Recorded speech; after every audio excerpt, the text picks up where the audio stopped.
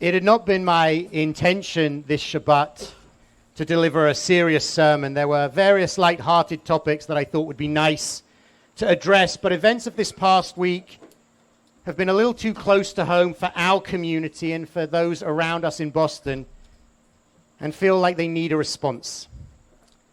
12,233 days, over 400 months, almost 33 and a half years.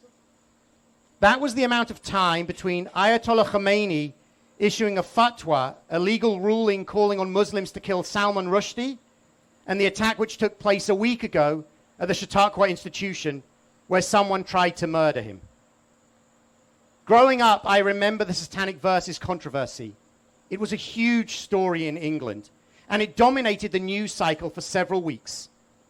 Salman Rushdie's celebrity grew exponentially as he went into hiding, fearing for his life. And unsurprisingly, sales of his book also increased exponentially after the decree. As a 10-year-old, I don't think I fully understood what was happening at the time, but I do recall understanding that an author's life was being threatened because of a piece of fiction that he had written.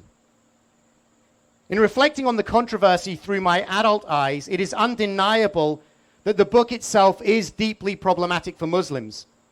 The title invokes a discredited tradition in Israel about so-called satanic verses that the devil is said to have inspired the Prophet Muhammad to deliver to the people of Mecca. In the book, there are a variety of characterizations and portrayals that appear as thinly veiled attacks on figures and ideas which are central to Islam.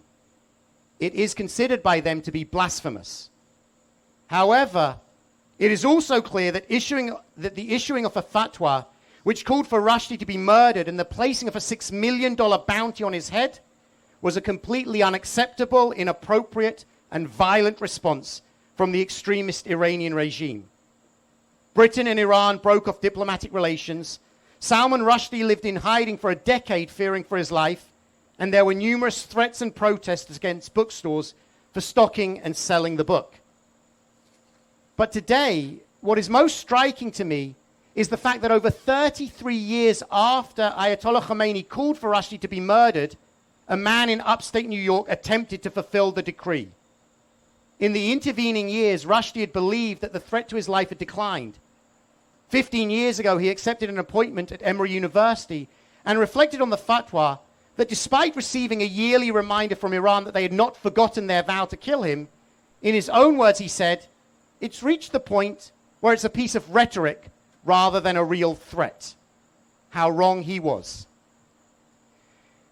The attempted murder of Salman Rushdie a week ago is a reminder that when extremists issue verbal threats calling for people to be killed or attacked, while most will thankfully be just bluster and rhetoric, we need to take them at their word and challenge them to silence hate. And while we might think that a religious decree calling for a person to be killed is something that could not happen today, it is not so far removed from the way that extremist groups will use social media to issue threats against groups and people with whom they disagree. Sometimes these threats are explicit, and sometimes they are implied. But far too frequently, the words lead to actual physical violence, and in the worst case, people can be killed. A common Jewish trope is that our experience has taught us that when people say they want to kill us, we should unfortunately take them at their word and respond accordingly. This week, I am thinking about the threats that have been made against the doctors, nurses, and healthcare professionals who work in the pediatric and adolescent transgender health program at Boston Children's Hospital, some of whom are members here. It's unfortunately an all too common story. A prominent social media account shared videos, images, and reports about the work that is done in this department, making false accusations about the ages of the patients and the nature of what is being done there. And then it snowballs. As followers of the account retweet and respond, and ultimately it leads to actual threats of physical violence against these healthcare workers who are left fearing for their own personal safety as a result of the vitally important work that they do. On Tuesday, the hospital issued a statement about the large volume of hostile internet activity, phone calls, and harassing emails, including threats of violence towards our clinicians and staff. As a result of these threats, law enforcement has got involved, and the hospital has had to remove doctors' names and images from their website so that they would not be subjected to personal attacks or threats. People that we know. We just need to take a moment to reflect on what is happening. Doctors and healthcare professionals who are providing vital support and treatment for children who are in real need of their medical support are being threatened and fearing for their lives because of the work that they do. Today it is those who are engaged in gender-affirming care who are on the front lines facing this attack, and we cannot allow them to stand alone. We are not powerless in responding to threats of violence. The first thing we should do is follow the advice that if you see something, say something.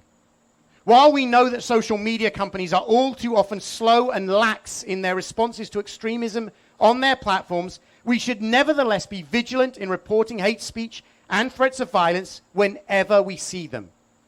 And perhaps we don't stop with the social media companies who appear unable to fully police their platforms, and instead also report what we see to the law enforcement authorities around us.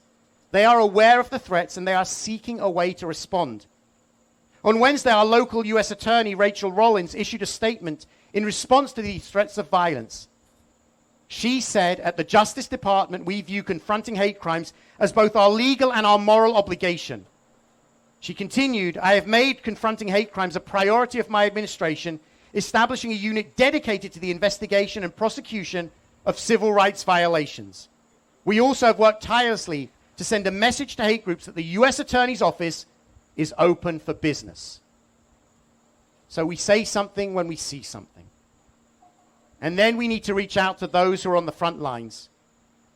We know people who have been personally targets of this latest round of threats of violence, and in speaking to them, we have heard how important it is to have people reach out and offer support. Let them know that they are not alone. So if you know someone at Boston's Children's Hospital, tell them that you are there for them. And even if you don't know someone there, maybe consider writing a letter of support to their department to drown out these voices of hate with voices of love, care, compassion, and support. And alongside this, we need to make a public statement that we will not tolerate or accept these acts of hate and these threats of violence. We need to find those ways to stand up to hate and to spread love. At Temple Shir Tikva, one of the ways we are doing this is by joining with other local and national Jewish organizations to join Thrive, the Jewish coalition to defend trans and LGBTQ plus youth. This project from Keshet allows us to make a public statement and provides a tangible way for us to be involved in this vitally important work and to let those who are being targeted know that we stand with them in support and solidarity and will never let them stand alone. Salman Rushdie is just one of countless examples of the way in which words of hate can quickly be translated into acts of hate. Our Jewish history is filled with far too many examples of times when we should have unfortunately believed them when they threatened us. But history has also taught us that the voices of love and peace, truth and justice, hope and compassion are stronger.